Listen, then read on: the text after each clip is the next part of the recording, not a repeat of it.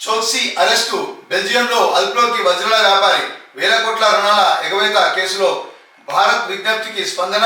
ఏడాది కిందటే ఆ దేశానికి నిందితుడు.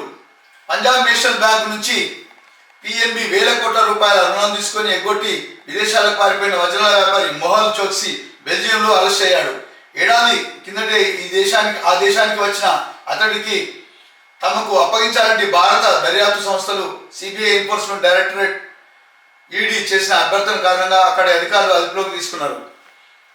మరి వేల కోట్ల పంజాబ్ నేషనల్ బ్యాంక్ నుంచి వేల కోట్ల రూపాయలు తీసుకొని మరి విదేశాల్లో దాక్కున్నటువంటి ఈ చోక్సీని అదుపులోకి తీసుకోవడం జరిగింది. మిత్రులలో ఒక విషయం గమనించాలి.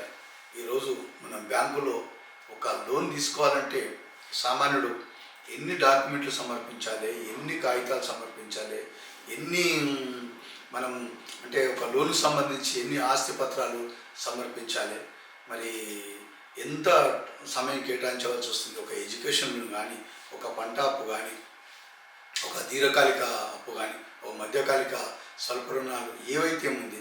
ఈరోజు సామాన్య పౌరుడు బ్యాంకులలో ఒక లోన్ గురించి దరఖాస్తు చేస్తే సుమారు 6 నెలలు, ఏడాది పాటు మరి ఎన్నో ఇబ్బందులు, వ్యయ ప్రయాసలకు మరి గురై లోన్ తీసుకోవాల్సిన పరిస్థితి ఉంటుంది. కానీ బడాబాబులు మాత్రం ఈరోజు లక్షల కోట్ల రూపాయలు తీసుకొని ఇలా విదేశాలకు మరి పారిపోయి వాళ్ళు సేఫ్గా రక్షించుకునేందుకు మరి ఈ విధంగా చేస్తున్నటువంటి వాళ్ళు ఈ వజ్రాల వ్యాపారం చూస్తే అర్థమవుతుంది.